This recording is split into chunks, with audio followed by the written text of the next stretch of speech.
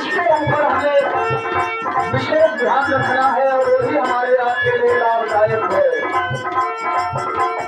तीर्थ भ्रमणवा में अपने बसावा, तीर्थ भ्रमणवा में अपने बसावा, तीर्थ भ्रमणवा में अपने बसावा, अपने बसावा हो अपने बसावा, अपने बसावा हो अपने बसावा, अपने बसावा